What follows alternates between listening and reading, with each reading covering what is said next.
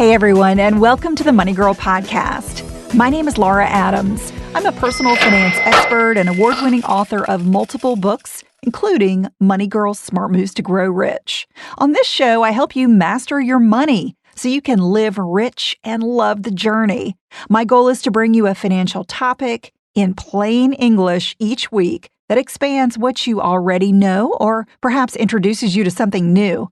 I cover the nitty-gritty details on how to manage your money for success and usually mention lots of resources that you don't want to miss. You'll find everything from the podcast in the notes for each show on the Money Girl section at quickanddirtytips.com.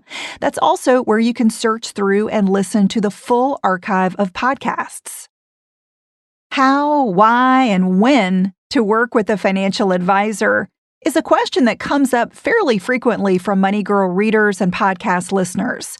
For instance, Allison C. says, "Aloha, Laura. I'm writing you from the beautiful island of Maui. I'm currently on my honeymoon with the most amazing man, and I'm so excited to start this new chapter in our lives together. I've been listening to your podcast for the past year and have learned so much. I appreciate your quick tips and insight into the financial world, as it's not easy to navigate. I currently have a financial advisor and realize that I have no idea how they're making money from me and what fees they charge. Could you cover important questions to talk about with your financial advisor before you decide who is best for you?" Thanks so much for your question, Allison, and congratulations on your wedding. I love the fact that you were writing me while you were on your honeymoon. I have done a few shows about finding the right advisor, but I thought you might like to hear from an actual insider today. So I interviewed Tom Meyer, who is the CEO of Meyer Capital Group. Before Tom took a leadership role in the company, he started out in 1982 working with clients and managing investment portfolios. The firm was founded in 1963 by his grandfather, and they manage hundreds of millions of dollars for clients all over the United States and even in other countries. I think you'll enjoy our conversation, and if you've never worked with an advisor, I think you'll come away with a better understanding of what it's like.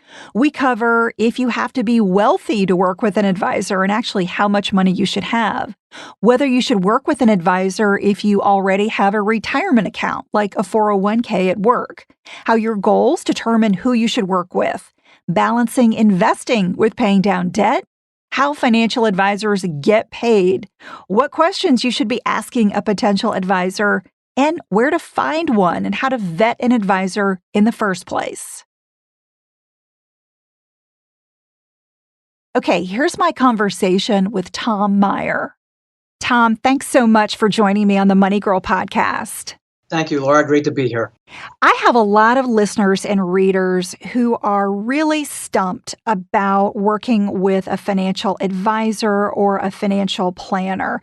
And I know that you're the guy who can make this really simple and easy for us.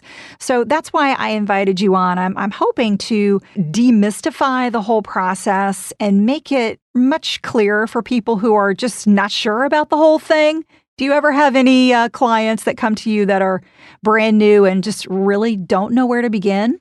Oh, absolutely. But I have to tell you, I mean, compared to when I started in this business, which is 35 years ago, it has never been better.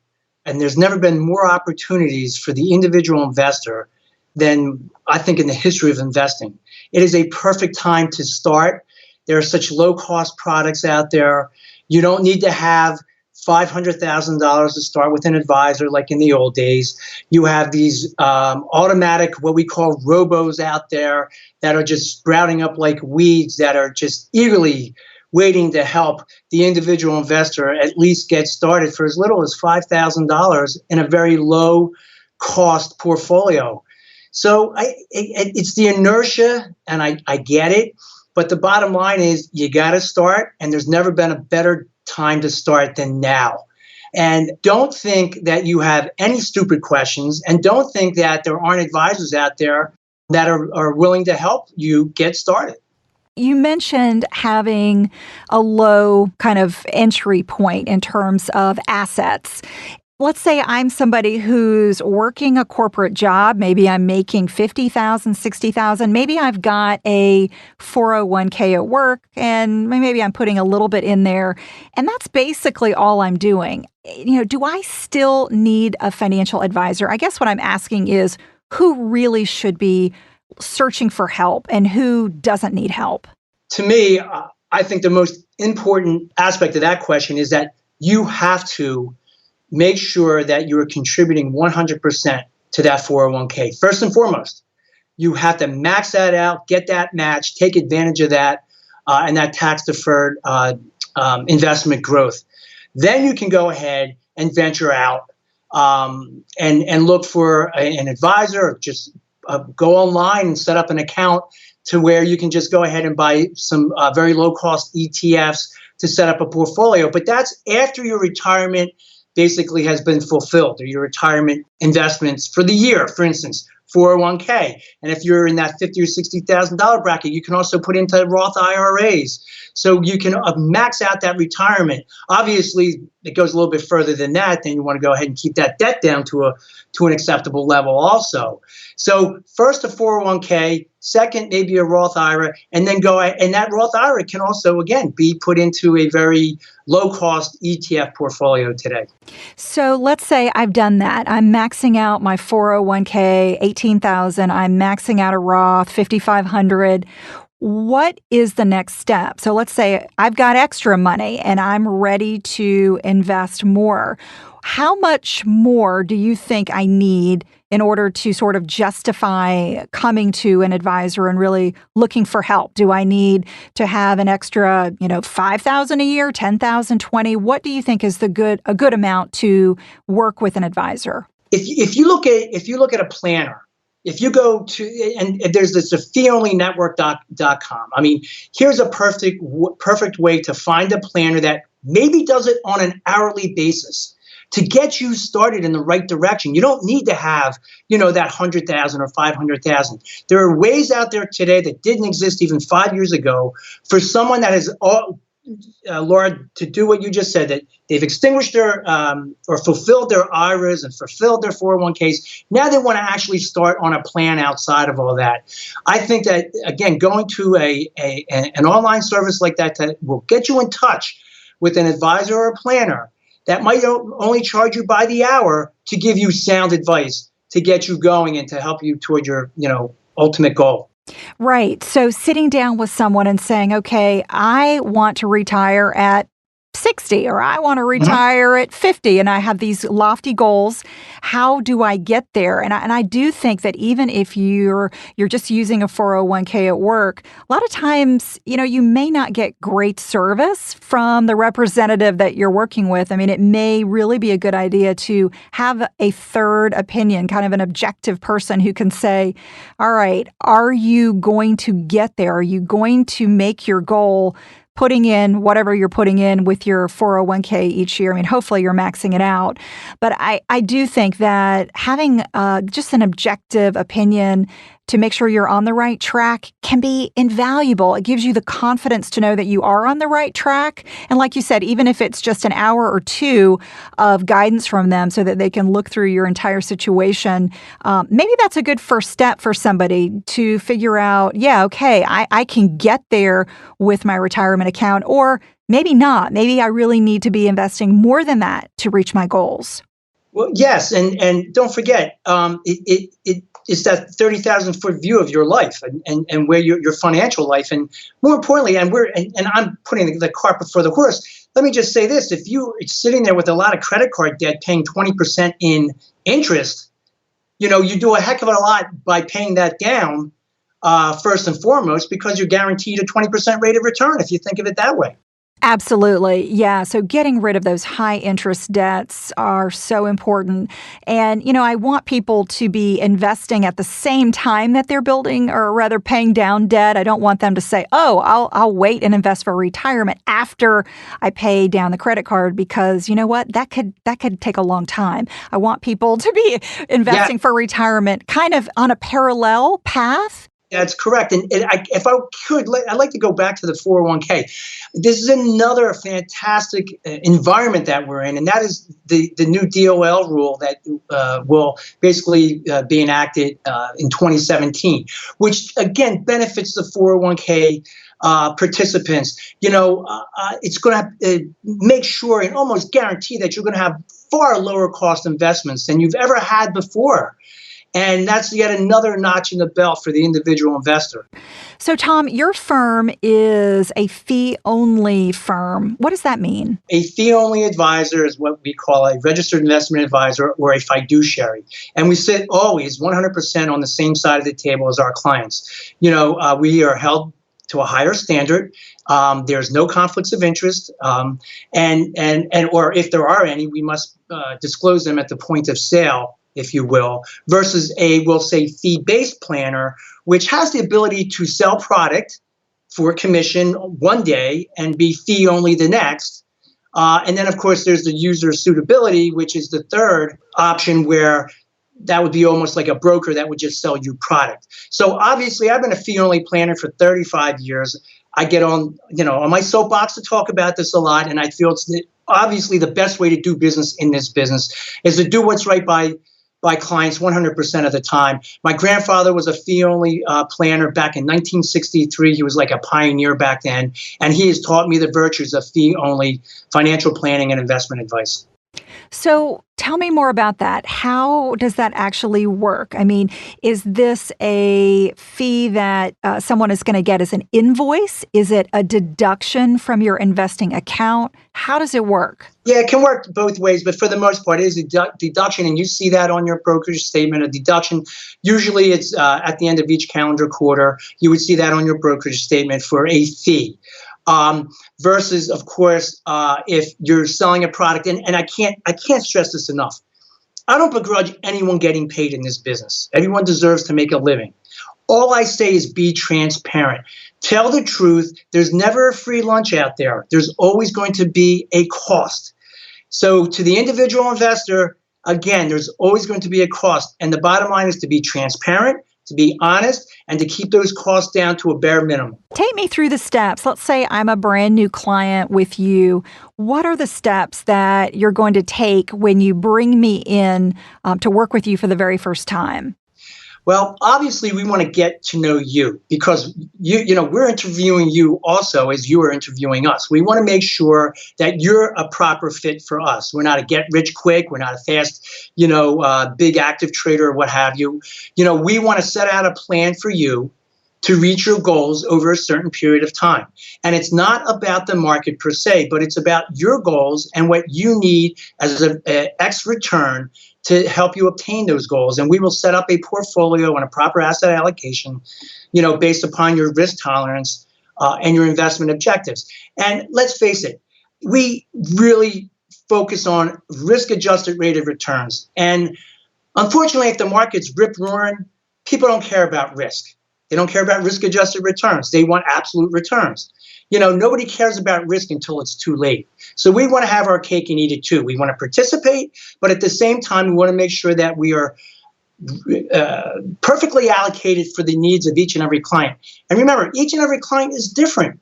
You could have client A, client B, and client C, and no one's going to be alike. No one's going to have the same type of goals, and everyone's going to have a different scenario in their life. And part of our process is that we guide them to get to that goal, but we also help them, whether it's car loans, whether it's mortgages, selling a home, buying a business, buying investment property. We are with them along the way. And our fee encompasses all of that. There's no extra cost for us to guide them and give them our opinion regarding, things that happen in everyday life. So what you're telling me is that the customer, the client's goal is really what is going to help you understand how to invest for them. And I think that's so important because a lot of people will say, oh, well, just find me the advisor that can get me the highest returns. And the reality is That's really not important. What's important is that you're able to reach your goals with the least amount of risk.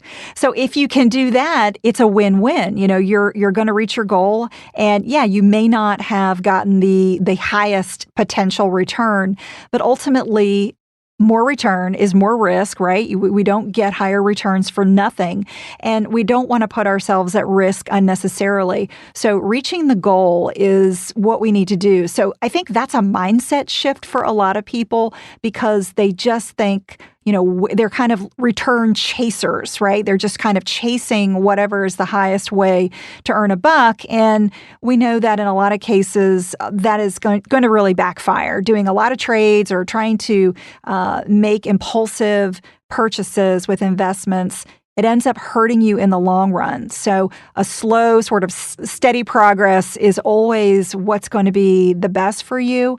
And I think that if you can stay focused on the goal and where you are in terms of achieving the goal, you're going to end up being a lot happier. You're going to have a lot more peace of mind than really trying to chase high returns, because that gets really stressful. Right. And the biggest detriment to a well-balanced, well-allocated portfolio is cocktail talk. One of my favorite sayings is that fear is temporary and greed is permanent. And we have to keep instilling in our clients' thought process that it's about your goals. Don't go, off in the breeze and talk about, hey, so-and-so told me at a cocktail party that, they were getting, 30% in their portfolio. Well, that's not you. That's not the kind of risk you take. And obviously, no one ever talks about the losers. They only talk about the winners. So when someone is looking at evaluating a financial advisor or a firm, what are a couple questions you think they really should be asking in order to make sure it's a good fit? Well, obviously, you want to talk, and there are numerous websites you can go onto to check their background, as far as experience, as far as bankruptcies that you maybe could uncover on your own. You want to go in and talk about compensation, because it's amazing. I have found that individual investors, they're almost afraid to ask how the advisor gets paid. And this is your hard-earned money. And again, there's no free lunch out there. I mean, it's like going to this great diner, restaurant, and having this fabulous meal and just getting a bill and not even knowing what you paid for. So don't be afraid to ask how they're compensated. Don't be afraid to ask about whether or not you're fee only or a suitability where you're going to be selling products. Again, it's your money. It's your hard-earned money. There's never a stupid question to be asked. And I think you have to look about, more importantly, how are you going to, you as the advisor, treat me? Where am I, as far as the totem pole, so to speak? Am I going to be having easily access to you? How many phone calls am I allowed to make to you? Is there going to be added cost to make phone calls? Again, our fee is all inclusive. A lot of fees are not. So you have to also beware that, if you have questions, make sure that you'll be able to pick up that phone and talk to any one of the team members at any time for no extra cost. And then more importantly is, where is your money going to be housed? Who is the custodian? You don't want to go to Joe Blow brokerage, right? You want to make sure that there's always a third party that basically is responsible for safekeeping of your funds. So if somebody is thinking, okay, it's time for me to make a call to a financial planner or an advisor, where do they even start? Should they be asking friends and family? Should they just go online? I mean, how do you think someone should approach finding who they should even be talking to in the first place? I think obviously friends and family, are first and foremost, because that's where the trust factor comes in. Remember, it's all about trust. That's number one. With all the questionnaires out there, trust is the number one. Returns are like 3 or 4, but trust is key. So to get trust, obviously, if a family member or a friend has been dealing with someone for years and years and years, that right off there makes you feel a little bit better walking into the office. I still say, again, this feeonlynetwork.com, where they will give you put in your zip code, and you can find a fee-only advisor. I think they'll give you 3 to 5 names, which is more than enough. I think more than 3, your head starts spinning, right? But at least they are totally unbiased. They give you fee-only planners and or advisors in your local area. I think it's maybe about a 15-mile radius. And I think that's a great way to start if, in fact, you do not have a family member or friend that you even feel comfortable talking about this with. As we close up, I would love for you to let listeners know where they can find you and find your firm if they're interested in learning more. Sure. We're at meyercg.com. You can go to our website. We're info@meyercg.com. And then I would be more than happy to answer any questions. $1,000 or $1 million. It doesn't matter. I'm passionate about this. I love this business. And if I can help anybody, I'm more than willing to do it. Fantastic. And how about location? Do you work with folks all over the United States? Yes, we do. We have clients in roughly, I think, 10 or 12 states, 2 countries. And we are located on the East Coast outside of Philadelphia in Marlton, New Jersey. But location is not a problem. Tom, thanks so much for talking to us today. Laura, thank you very much. I hope you enjoyed this interview. Tom mentioned 3 ways that advisors are paid and some online resources to find and vet them. I'm going to expand on that information in the show notes. So if you want to know more, just visit the Money Girl section at quickanddirtytips.com and look for episode number 471 called The Truth About Finding and Working with a Financial Advisor. I think a big takeaway from this interview is that you need to remember that advisors expect you to ask tough questions like how they get paid, how much access to them you can expect, and what their investing strategy is based on the specific goals you want to achieve. If you're enjoying the show, be sure to share it and also subscribe so you get every episode the moment it's released. It's free to subscribe on any app of your choice like iTunes or Stitcher. And if you're on Android, try out Podcast Addict or Beyond Pod. Money Girl is also on the Spotify mobile app. To keep the money conversation going with a terrific community, join my private Facebook group called Dominate Your Dollars. To request your invitation, visit Dominate Your Dollars on Facebook or send me a text message for immediate access. Just text dollars, DOLLARS. Text that word to the number 33444. I hope to see you in the group. You can also visit lauradadams.com to email me your money question or visit my recommended tools page. That's all for now. I'll talk to you next week, courtesy of Money Girl, your guide to a richer life.